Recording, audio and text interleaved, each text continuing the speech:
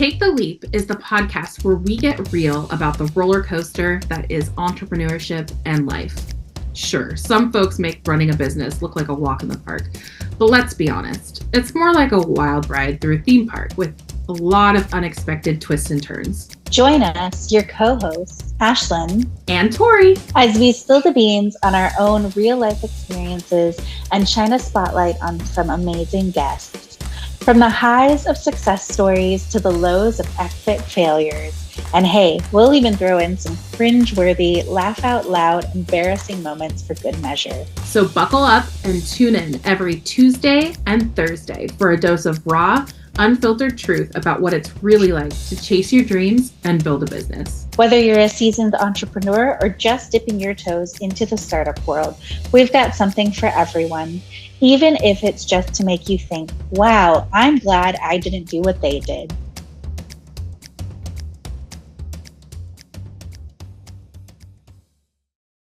Welcome back, everyone, to the Take the Leap podcast. We're very excited to have Nell Taylor returning with us.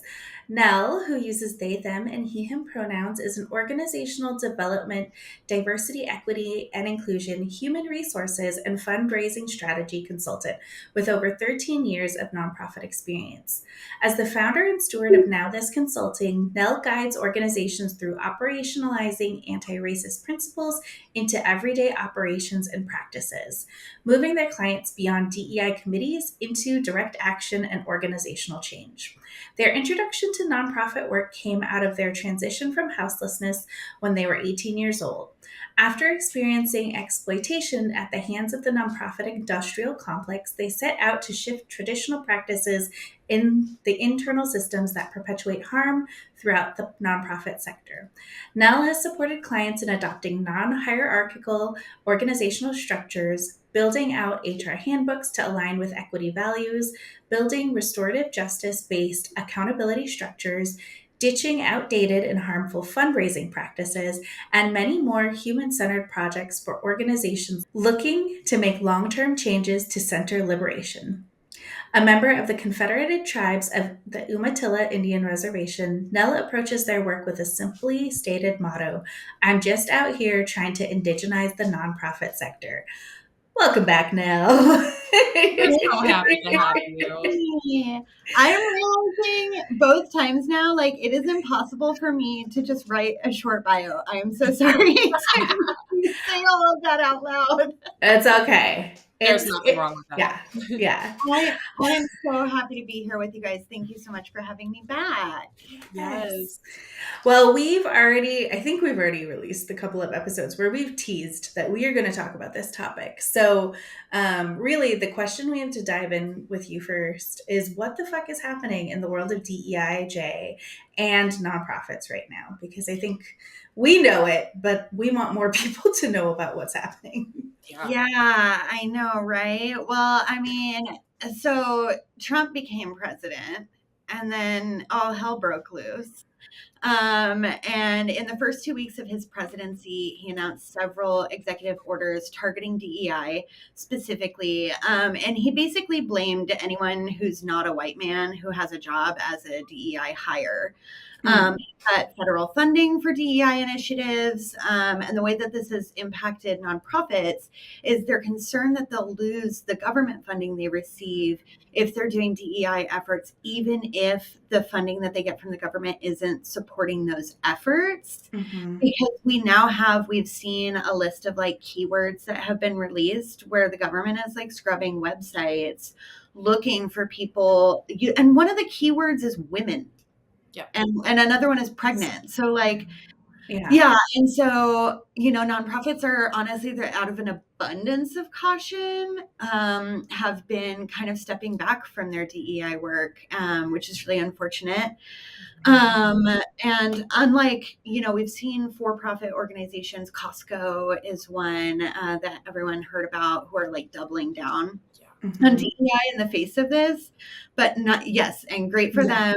But nonprofits, they're not privately funded and they have to rely on this government funding. And we are seeing some folks who are doubling down regardless. We're also seeing some folks who are just like tweaking their language to be a little more covert and say the same thing. No one's really sure where that line is and what's crossing the line, but what has become really clear is what organizations have taken on DEI when it was a trend. Very quickly removed their equity statements from their websites. It's so tragic because it's really like, well, for myself, you know, as a woman of color, I mean, it just feels very like, for all the work, I was just talking to somebody about this yesterday. For all the work that we did to make DEI, you know, embedded into many different places, it feels like the last 4 or 5 years have been for nothing. Like, I don't know if I had told both of you this, but I was supposed to present again at the DEI symposium that is put on by the American Marketing Association. Actually, it would have been yesterday. Actually, I think it was scheduled for yesterday, and they canceled it because they had multiple, like, understandably so, multiple DEI consultants that were all supposed to be there pulled out just for fear of being targeted, you know, and when folks came to me, they're like, you're still down to do it? I was like, I don't give a fuck. I am going to talk about this. This is like, that would be like hiding my entire identity, you know, like, which is impossible, you know? And so it's, you know, it's just super, super unfortunate that there are so many people who are out there scared of this. And then, you know, I mean, I definitely want to be talking about it here on the podcast because Tori and I were joking. We're like, if we cause so much ruckus that we are getting like people giving us like death threats or threatening us, we're like, okay, we did it right. Like, and like, that's just what's going to happen. Yeah, that's something I've definitely prepared myself for too. And I get the nasty trolls on my Instagram and my TikTok, and I gentle parent them. My favorite way to handle people like that. I'm always like, it's okay that you don't understand this. I'm sure you're good at other things. Those are some big feelings, and it's okay to have big feelings. Yeah. You make a good point of like, even DEI consultants are starting to back up. They're starting to take some time off, rework, and reframe how they're doing the work. And a lot of them are leaving the sector entirely. Which so is unfortunate, but really I don't blame them. Absolutely. One of the points you made too that that is really powerful, I think we should say again, is that this brought to light the companies who were being very performative because they immediately took their DEI off and that's for profit and nonprofits, right? Like it became very clear that to a lot of organizations, this was just checking a box and, you know, being performative. And I think maybe on the last one, we talked a little bit about like, how do you make sure when you're implementing these policies that it's not just a performance? And so I know that was a huge thing. So yeah, it just really sucks. This is not a great time for organizations in general, for just our country in general. It's just not a great situation that we're in. Yeah. And you know, you bring it up, not just nonprofits who have backed up, but these, you know, major corporations. Google is a really great example, who has just completely slashed all, like they were involved in a lawsuit because they basically were like, we're not including specifically Black people when we're talking about people of color, like we're excluding Black people from the, like they've just slashed their programs all around. And what they don't understand is that this is actually really unpopular. There's a small percentage of the population who actually cares about DEI. I mean, who cares about trying to take down DEI. A lot of people, even who maybe like disagree with it, don't care enough for it to be something they're talking about all the time. And they'd rather their politicians deal with like other issues. But because this small subset is so loud, and they're Trump's like biggest supporters, there's that message is getting amplified. But these companies are reacting to this small group of people and not realizing that they're taking on really unpopular initiatives. And ultimately it's impacting their bottom line. I mean, they recently released that study that was like, yeah, companies like Costco, I think they're doing really well right now because not only did they say, oh, we're keeping this, but they doubled down on it. Yeah. I mean, I don't know about you, but the last time I went to Costco, like, I mean, it's always busy, but the last couple times I've gone, like, it's been really busy. So just from a customer standpoint, I can tell that, you know, that's true. And then I also saw a recent article that said Target has been down compared to this time last year.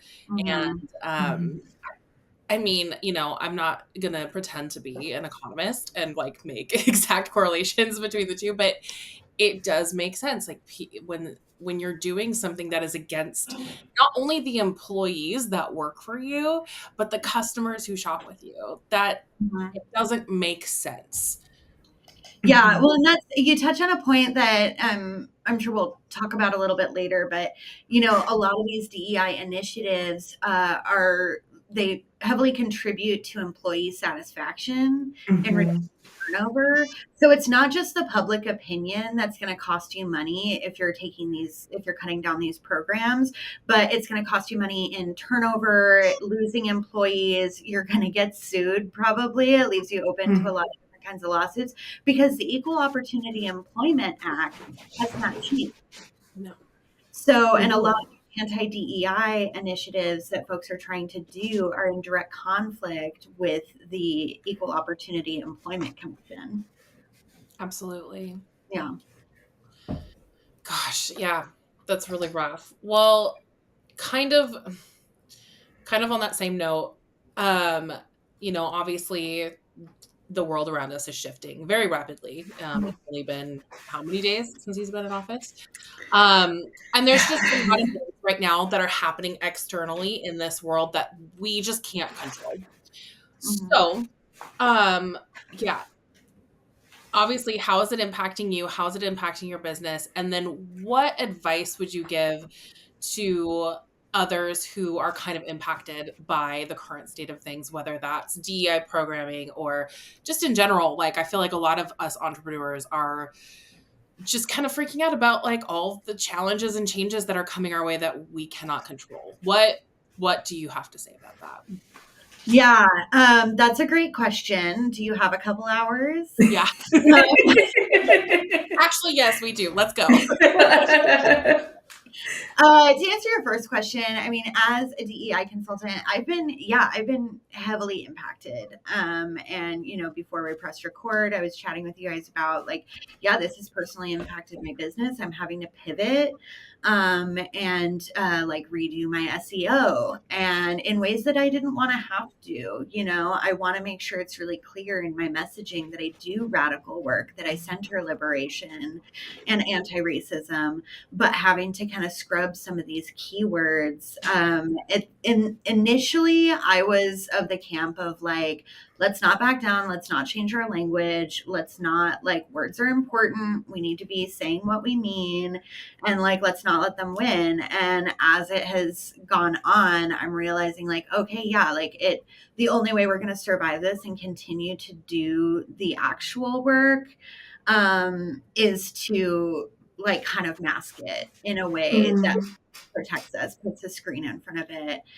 And so that's something I'm having to do right now. Hard pivot. People are not hiring people in my profession. And yeah, I mean, an answer to that is we'll talk about like a course that I'm doing that is to help organizations learn how to adopt some DEI without it being like its own committee, its own program. And that's, you know, to answer your other question of how companies and nonprofit organizations can respond. If we're taking the initiatives of DEI, if we're taking the philosophies of DEI and implementing them into the policies and processes in our organization. And a lot of those live in HR when we're talking about pay equity, 32-hour work week, equitable hiring, hiring for diversity, all of those things kind of live in our HR space. So when we're taking what comes out of the DEI committees that we had, that oftentimes people would stop at the committee and mistake that for the goal, as Marina Martinez Bateman of New Coyote says, but it's a strategy. And so if we're going back to these strategies that come out of this DEI committee and put them into the DNA of our organization, it's no longer a program that can be cut. It's this thing that can be singled out and removed and defunded. It just becomes like how you operate. And we can call it, if we want to stop calling it equity, we can call it ethical, you know, call it values aligned. We can call it, ultimately, any DEI initiative is just a practice that benefits more than just one kind of person. Well, you perfectly teed up my next questions, which is like, why is it important to embed it into our work, and how are you helping nonprofits and potentially, like, I know we've been focusing a lot on nonprofits, but I mean, regular companies can also embed this into their workflows and their operations so that it's much harder to remove. Yeah, and if you've got any listeners that aren't nonprofits and are in the for-profit sector, hit me up, because they're more likely to hire DEI consultants right now. And I definitely want to diversify who I'm working with, because nonprofits have been like a trendsetter in a lot of this work, with for-profits kind of trailing behind. But the amount of freedom that for-profit businesses have without being tied to government funding or corporate funding, they really have an opportunity to be nimble and pivot right now. In terms of why it's important to embed this in our work, like I said, people look at DEI as a separate thing, this program, and people who are against DEI don't fully understand how they're actually benefiting from it. Things if there's an automatic door at a building that you press the button because your hands are full, and you're carrying drinks and the door opens, or women being allowed to wear pants in the workplace, non-segregated public spaces, these are all precedents that were set a long time ago that are DEI initiatives. This isn't some new thing. Right. The language was relatively new, but we're all benefiting. I mean, parents with strollers are benefiting from wheelchair ramps on the sidewalk, And like I mentioned earlier, the DEI initiatives as we know them now are shown to increase staff morale, decrease turnover, and ultimately increase revenue. So that's a benefit to anyone who's running an organization or a corporation or a small business. Even if you're someone who's I don't really care about DEI, I care about the bottom line. Well, this does impact your bottom line. And a lot of folks are confusing. I always say that equity and diversity get confused. Sometimes people think they're talking about equity when they're really talking about diversity. And a lot of folks stop at diversity. And that's why we're seeing a lot of this focus being against Black people with jobs or women with jobs, is that targeting the whole hiring for diversity thing. And we do know that hiring for diversity does lead to more creative problem solving and again, greater profits for those who care about that. But beyond hiring for diversity, when DEI is implemented, it can transform the culture of an organization. And when you become more effective internally, then you're able to be more effective in your external work, right? So with impact focused nonprofits, I always say it's kind of impossible to do the impactful work externally if you're not functioning well inside. And in the framework that I teach around fully embedding diversity, equity, inclusion, and justice into your processes, this means having communication norms that are neuro-inclusive and set a standard for how we communicate, make things way more efficient. These are things like making sure that everyone has a clear and realistic job description that fits within their capacity, because so often we see we'll see that women are taking on way more work beyond their job description. So in response to that, which is something that's benefiting women, it's actually benefiting everyone. And the functions of the organization internally operate more smoothly. So those are just a couple of the ways that like we should care about how we're embedding this and start seeing DEI and DEIJ beyond like a committee you have or a statement you have on the website and into like a cultural shift of your internal processes.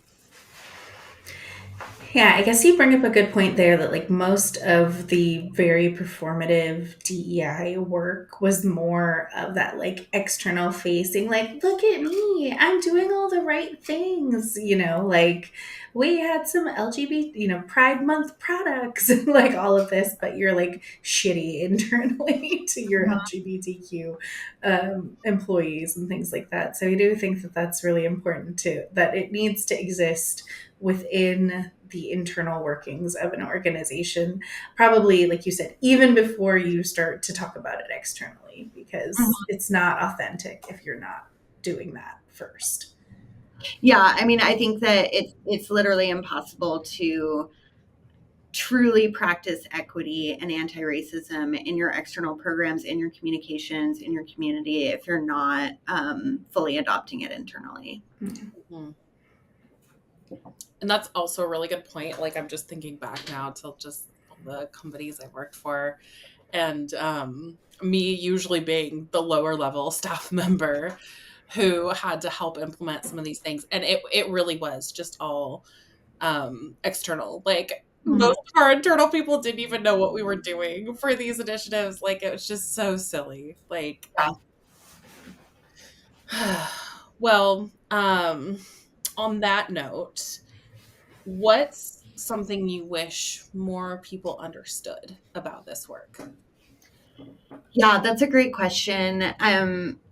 And I kind of, this has kind of been a theme in what I've been saying. So like, I hate to be redundant, but it's so important to really drive this home is that the DEI work is benefiting everyone. And it benefits white folks too. Like I think that people are seeing this as a like us versus them. Right. And there's this issue where folks with more privilege, so like white folks, cis men, are seeing these initiatives as something that excludes them without understanding how they're really benefiting from it.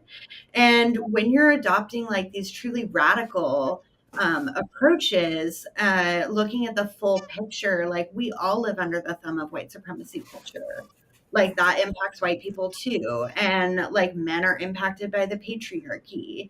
And so, and like when we talk about taking down white supremacy culture, we're not just talking about doing like specifically anti-racism or racial sensitivity trainings.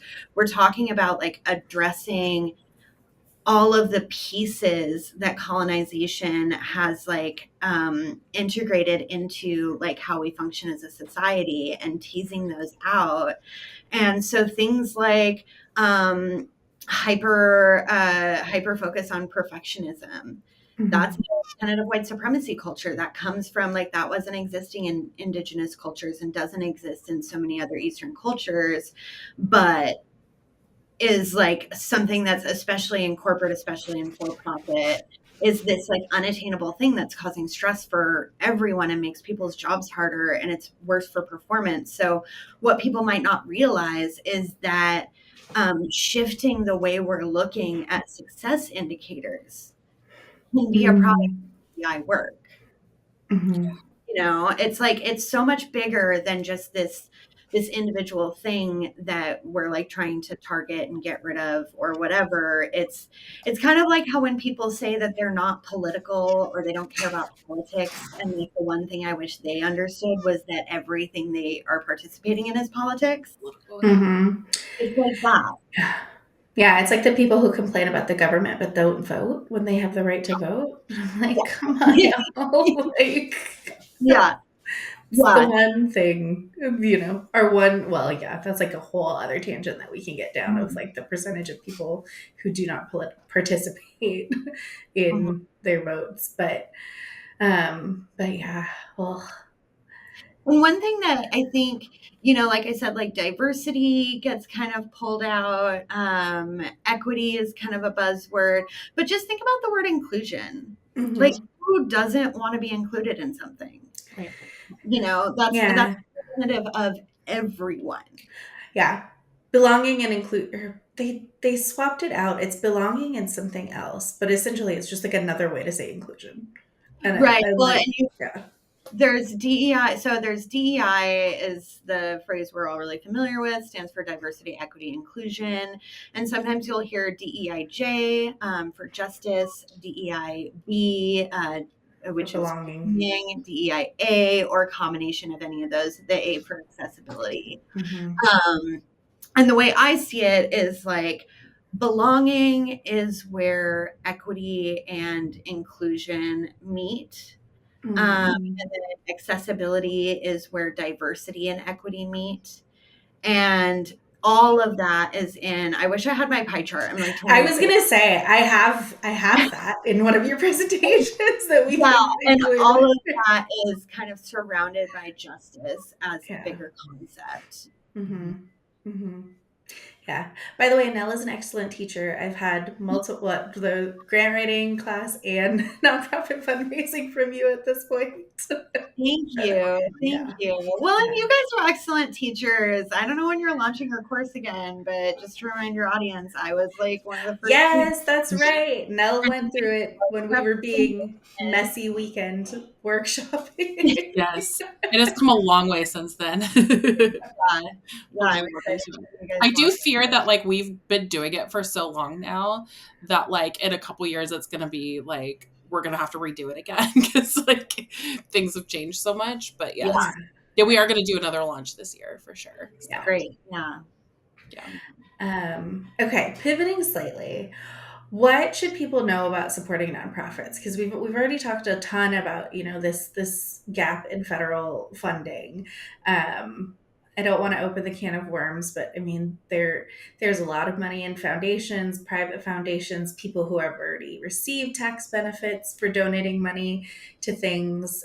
But why is this the moment that folks who have the means, like every day I hear like this looming about recession, and it's not just, I guess, what are ways that we can dream up that people can support nonprofits that are not just about money? Because, if we're all going to suffer in a recession, money might not be what you can put out. But what are some ways that you can think of or want to share with the audience of how we can support these basically organizations that are doing what the government's fucking supposed to do for us in a lot of ways, food banks, social services, reproductive health care, like all these different things that you're like, oh, I should have another way to get access to this, but I don't. Yeah, well, and it was Reagan who said, I'm going to paraphrase here, but Reagan said that the government shouldn't have to be responsible for serving the needs that private organizations are already doing. And the only reason that private organizations, nonprofits stepped in to do this work is because the government wasn't doing it. And then Reagan was like, okay, cool, now we don't have to do it.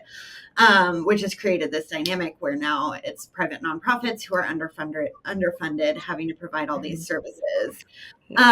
In terms of your question, well, you're not going to like my answer because the answer is equity costs money. I always say equity takes time and it takes money. And because one of the biggest issues right now is this threat of losing funding, and there's so many foundations that are still not paying out. I will call out the Collins Foundation here in Oregon has been on hiatus for nearly 3 years now and has not provided funding. All of this while saying that they're recentering their equity goals, but they're not providing to organizations. So calling out Collins, I got my eye on you. But nonprofits are going to need to rely on the support of individuals. If they're not getting this foundation and government funding. A big call to action is people who have DAFs, donor advised funds, and family funds, who might be keeping money stashed in their accounts for when things get really bad, or sometimes they say they're keeping the fund in perpetuity. So we only spend the what's the word I'm looking for? Interest. The interest, or like the minimum require. Oh yeah, there's no minimum requirement on DAPs either. So. There's no minimum requirement on DAPs. There's no payout requirement at all. It's fucking criminal. But these like folks who have, okay, so for right now, I'm speaking to anyone who has a DAF. Sorry, I didn't mean that. I love you. Please send your money. Because what is the point of keeping funds for like in perpetuity if our nonprofits are getting wiped out? In this, like, if the infrastructure collapses, in the meantime, it's time to give that money now. Small donations, sustaining and monthly gifts is going to be really key. If you're someone who can give $5 a month, that kind of funding that can keep an organization going year round is going to be really essential. For people with businesses, especially like small business owners, might not realize that corporate sponsorships are not just for like Kaiser or Comcast, these larger corporations. You can set up a cause marketing program with a nonprofit where if we think of cause marketing, one example I like to use is Tom's Shoes. So their marketing is when you buy our product, you're making some sort of impact, whether it's through, for them, it was they would give a pair of shoes to someone in need. So for small business owners, opportunities like that, where you share some of your profits in exchange for a nonprofit will promote you. You can get your logo placed on things. You can get featured at events and increase sales. Beneficiary events are another way to do that. I know a lot of like bars that love to do beneficiary events where they have like a specialty cocktail that the proceeds from that cocktail go to the nonprofit, and the nonprofit brings people to the bar. So anyone who runs a brick and mortar, this is great to do on like a Tuesday if you have like low sales or low traffic. In terms of ways outside of money, I mean like general activism, pushing back on like doing the work outside of what the nonprofits are already doing. So we want to pay nonprofits who have specialized individuals who like know how to run programs, who are educated in that. Give them resources. But then the things that us as individuals can do, which is contacting our senators, getting involved at the federal level.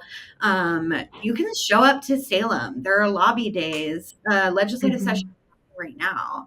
And if you get on newsletters of advocacy organizations, you can like go down to Salem with them on lobby days and be present while they're raising awareness with elected officials. So there are some really hands-on ways to get involved. And I recommend just joining nonprofit newsletter lists, especially the nonprofits that are doing activism work, for some real actionable ways that you can support. Yeah. And you can give your time, your money, your energy. You can help somebody out. I mean, it is, I mean, we know Nell and I volunteer for the same board of directors. And it's also a really great way, like if you are somebody who is looking to branch out into a specific area, gain more skills in a specific area, like I think that was one of the things that I always felt when I first started getting involved in nonprofits is like, I'm poor, I have no money, and they're like, you can write thank you notes, you can call people up and thank them for their donation, you can serve, or I ended up getting my OLCC handlers cards and I like poured beer at an event because I was over 21. There's a lot of really interesting ways that nonprofits can use help and support right now, especially, I mean, the whole deal with funding. I've heard of at least a few nonprofits already who have had to lay off staff or furlough staff or just downsize in a lot of ways. Like I just had a client the other week, and I will be honest, my rate was like super, super high with them. And I do sliding scale funding or sliding scale rates with nonprofits. And so I was just like, okay, like here's the range. Can y'all afford, half? And they were like, yep, that's in line. And so we signed that. And, that's the way that it's going to be from now on. But, any of these all the little things help. Even the, like you said, Nell, the $5. I mean, that's 5 times, so that's $60 a year. I'm sure we all spend $60 on frivolous shit, that could go towards a really good cause. Yeah, well, and you just made me think of a couple of things came to mind. One, like, yes, there's a ton of volunteer opportunities. I will put a shout out. If you have any finance experience as a small business owner, as having been a finance person at a company, in a nonprofit, every nonprofit board needs a finance person. Like we just did a board matching event with the accelerator, and like every recruiter there looking for board members was like, we need a finance person. Finance people with legal experience, please join boards. And then another thing that you said that came to mind is if you're providing services to a nonprofit and you do, like you said, a 50% rate or something, you can have them write you a tax receipt of in-kind services for the amount that you wanted the rate. So let's say your rate is $1,000 and you are charging them $500. You can ask them to provide an in-kind services tax receipt for that $500, and you don't have to pay taxes on that amount.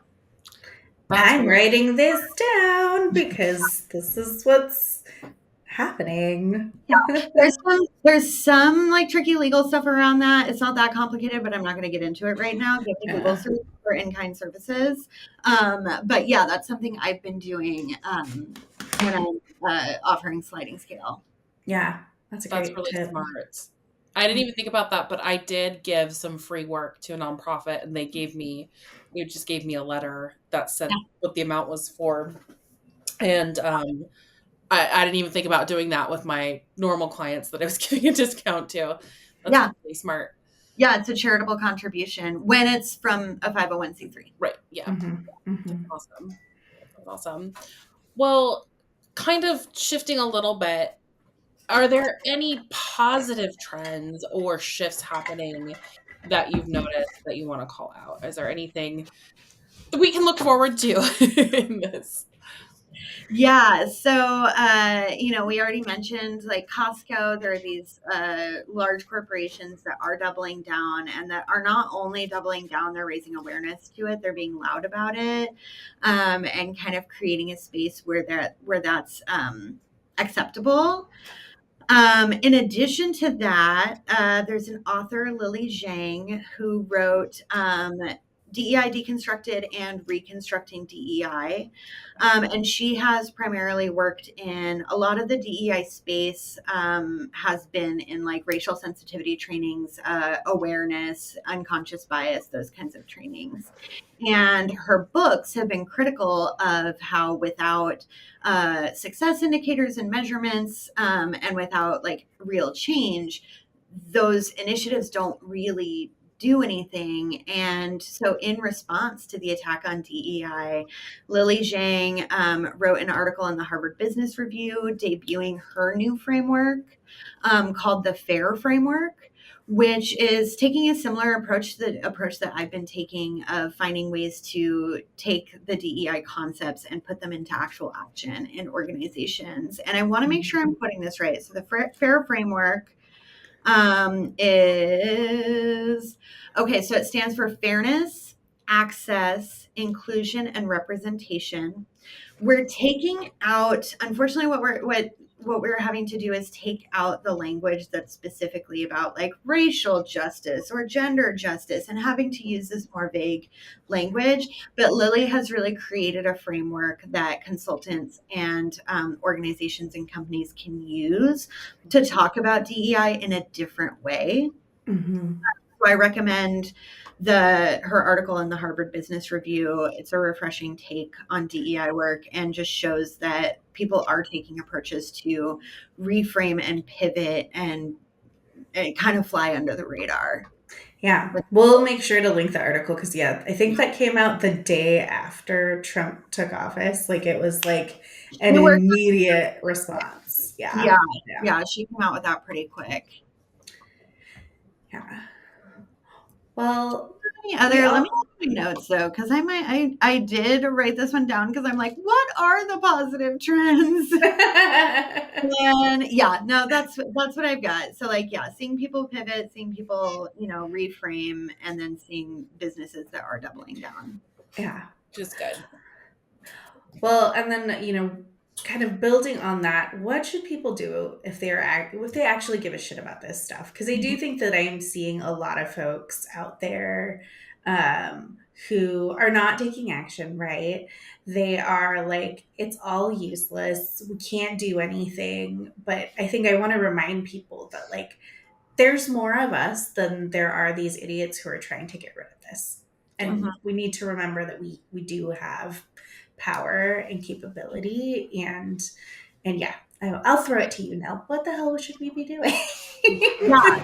So if you're a decision maker in a company or organization, whether you're a small business owner, an executive director, or even someone at like a mid-level management level, advocating for increasing your equity efforts. Educate yourself. If you're like a business owner, educate yourself or work with a consultant like myself or someone else, and find ways that you can get creative and integrate these kinds of things, even if you're afraid to call it DEI. The important thing is not like, does DEI have better PR? The important thing is that we're making changes that benefit people who have been historically excluded and who have been oppressed. So yeah, increasing your equity efforts. Leaders should be hiring and working with consultants to guide like radical change. I know we want to be able to do things ourselves. Like I said, equity takes time and money, and you should be spending the resources to work with a professional who can help guide these efforts, because sometimes if they're poorly implemented, they can wind up doing more harm than good. And of course, we need to like pay DEI leaders right now, even if you don't need their services. If they have a Patreon, a subscription, newsletter, something like that, support the people keeping this work moving forward. Finding ways to shift your DEI programming into like leadership development or strategic planning, HR policies. That's something I'm doing right now, where I'm calling my services HR, and they are. I do work in the HR space, but if I can make it easier for a business to bill my work as HR and not have to report it as DEI, like that's gonna protect them. So if you have to play with the words, be a little covert, you can still do that and make your commitment really clear by using these kind of alternative phrases. And like I said, like I had to do this with the course that I have coming up, of reframing it as an HR course. So that's one way to like if you give a shit about this stuff. And then also, if you are a nonprofit or if you're someone who benefits from foundation funding, push back on funders. Reach out to your funders and say, are you going to continue to support DEI initiatives? Are you going to continue to like require a DEI statement like you have in your grant funding? Hold them accountable. Awesome. Those great really tips. Yeah. Thank you for that. Yeah. Well, we're just gonna shift right on to a completely different topic. Before we kind of dig into kind of like our ending spiel and like asking you more about your course, we are asking everybody in this season the same question, and that is, what is a song or album that is on your playlist right now that's on repeat? We are currently making a playlist of everybody's favorites. So love that. I am going to use this opportunity to plug a queer trans local band. They are called Roselit Bone. And I have at least one of their songs on like every playlist that I have. It's like goth country, like kind of apocalyptic goth country vibes. The singer has this like incredible voice. And yeah, they're homegrown in Portland. Right now, a couple of the members are living in New Orleans, so they're going more like national. Nice. And they've been like needing some support as they tour more and more, and especially as a trans woman navigating touring in areas like the South. Support they can get. So I highly recommend listening to Roselit Bone. Their most recent album, Ofrenda, is my absolute favorite. Nice. Yay. I love learning about new bands. Yeah. I'll look them up when I'm in New Orleans. Maybe I can go see them. When in New Orleans? April 3rd through the 6th. So like Oh, just a quick weekend trip. Yeah. okay. Yeah, they probably have some shows. I know they have a big show on May 1st with Low Cut Connie, which is a Oh, huge nice. Yep, opportunity. yep, yep. That's Yeah. awesome. Awesome. All right. Well, thank you again, Nell, for being on with us. We wanted to give this kind of last little bit for you to tell people how they can work with you and dig into the new not DEI course that you have coming up. Yeah, so I've teased it a couple times. I've got a course. By the time this is published, the registration will be open to the public. It is called Rethinking HR, Transforming Policies for Workplace Equity and Justice. So I couldn't help but make sure we're calling it Equity and Justice because I'm doing some radical shit. But this is an HR course. So it runs May 1st through July 31st. We've got Juneteenth and July 3rd off. Thursdays 2 to 4. You can go to nowthisconsulting.com/course. And this is a 12-week virtual course where you'll learn how to dismantle harmful practices in in not just the nonprofit sector, the for-profit sector, and within organizations that oppress people, and infuse the diversity, equity, inclusion, and justice into the DNA of your organization through HR. So we'll talk about things like equitable hiring and recruiting, inclusive employee benefits, restorative work accountability and conflict resolution, call-in culture, pay equity, alternative leadership models, legal responsibility and compliance. A lot of people have the question of like, how do we prioritize diversity when we can't ask people about their race? I have answers for you. And through the 12 weeks, the culmination is a revamp of your HR handbook or creating a new employee handbook. So throughout the course, we'll be going through pieces of your employee handbook. I know that's something that's been on a lot of people's to-do lists. So this is a way to do it guided. I also provide one-on-one coaching through the course. So the listeners of Take the Leap podcast get an exclusive discount, $250 off with the code LEAP. That's just for you guys. And yeah, go to nowthisconsulting.com/course to learn more. You can find me on all the socials except for Twitter as at nowthisconsulting. And yeah, check out my website. I've got some cool stuff on there, and I can't wait to see you in my course. Yep. That's Now, really what exciting. are the other things you can do for people besides the course? Yeah, totally. So I do one-on-one consulting. So I have kind of a DIY, do it yourself, do it with you, and do it for you. So the do it yourself are things like this course, other classes I teach. The People's Nonprofit Accelerator will be hosting a special accelerator where I will be doing kind of a truncated version of this, so I can teach classes and give you the skills to implement these things yourself. There's also Done With You, where I'm providing consulting on your DEI initiatives, your HR. I also do fundraising stuff and organizational leadership. So this is where I am alongside you, helping consult on and coach you through making these kinds of changes.